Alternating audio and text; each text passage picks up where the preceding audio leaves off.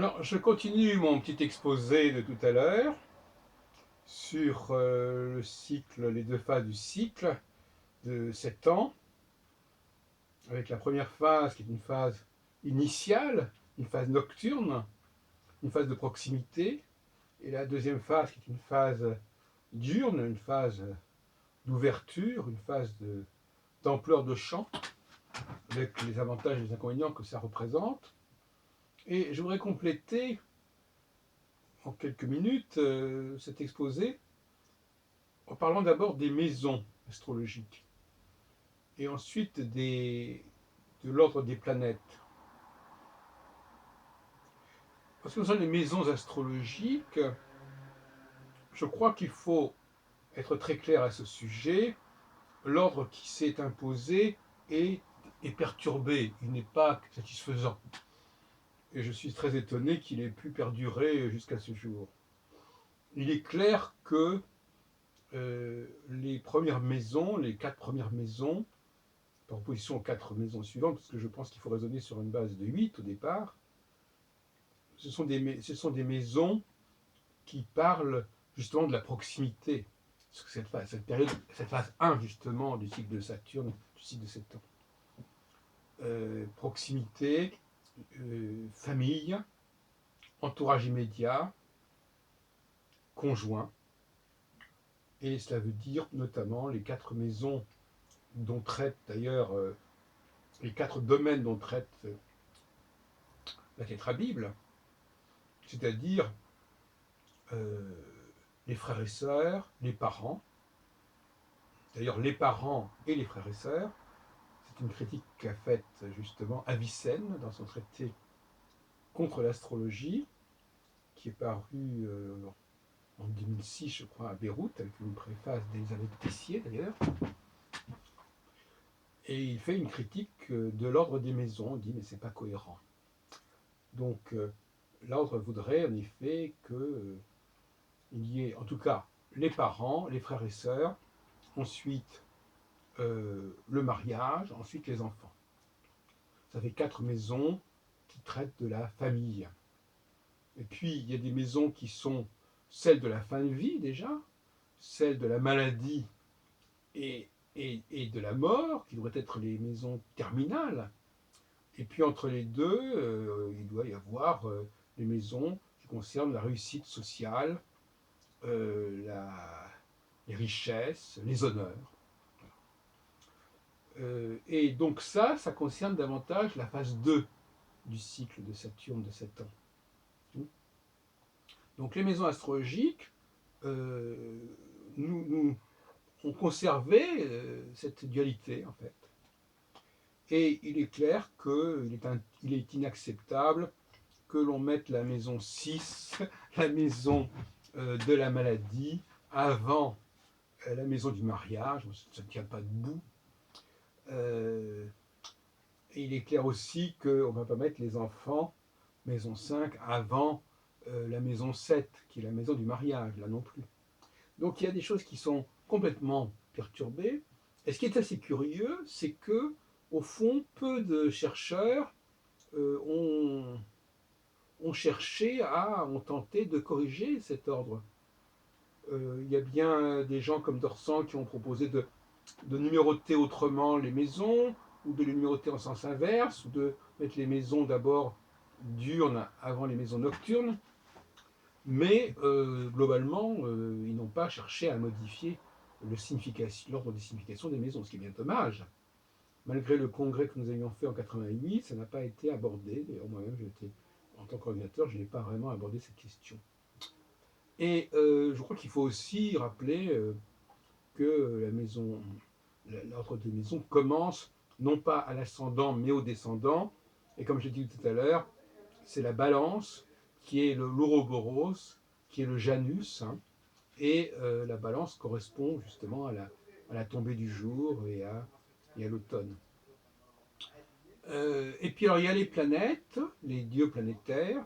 Alors comme m'a montré Jean-Pierre Nicolas sur ce qu'il appelle la théorie des âges, euh, il est clair que les premières planètes, celles qui ont la vitesse de révolution la plus rapide, euh, la Lune, bien entendu, le Soleil, Mercure et Vénus, correspondent justement à ce climat de la première période du cycle de 7 ans.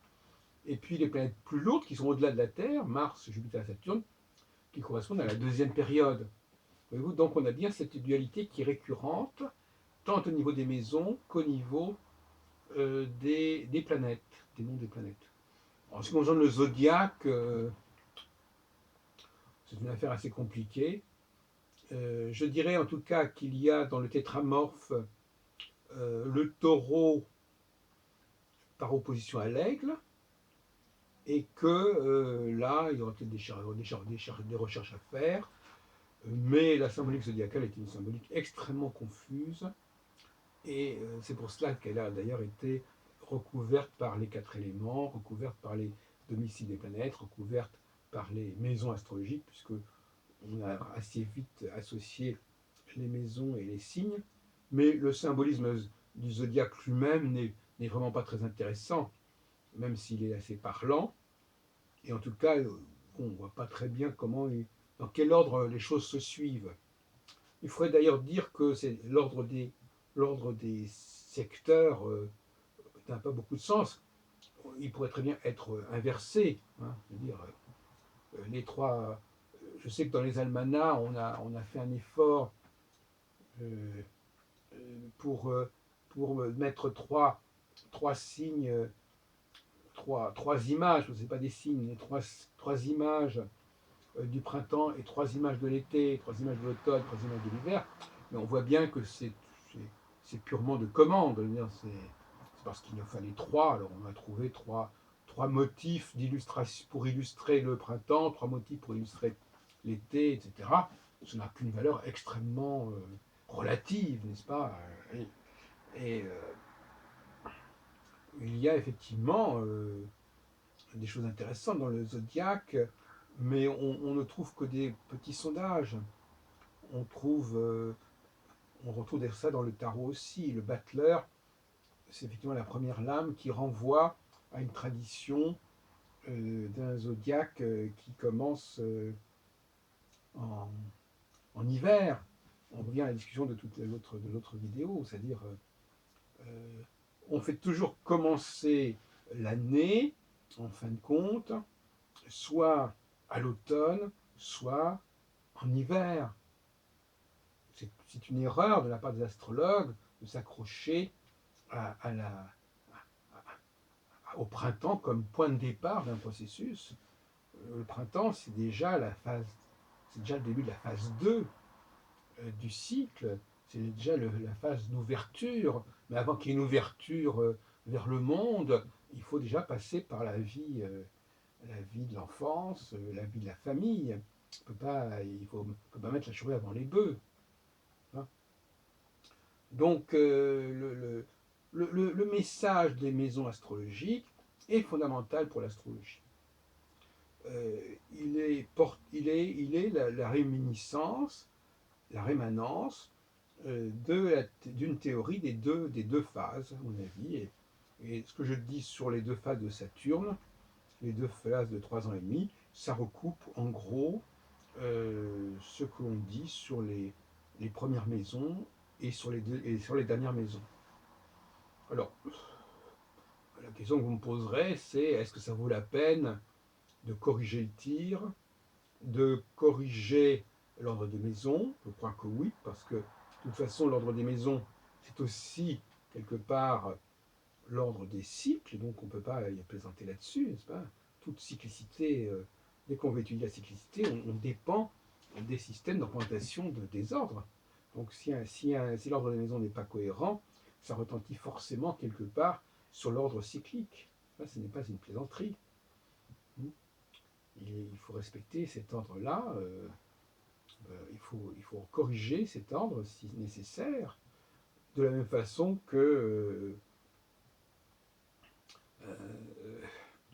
il y a par exemple la nécessité aussi de rétablir la théorie des aspects dans sa cohérence première, en rétablissant le semi-sextile et le quinconce, en laissant de côté la conjonction et l'opposition qui sont des cas particuliers, qui ne sont pas réellement des aspects au sens strict du terme, qui sont en quelque sorte l'axe pleine lune, nouvelle lune, etc. Enfin, bref, on ne va pas entrer dans ces détails-là, mais il faut rétablir effectivement la succession des aspects parce que les aspects au départ servaient certainement au rapport entre Saturne et les 4 étoiles fixes royales.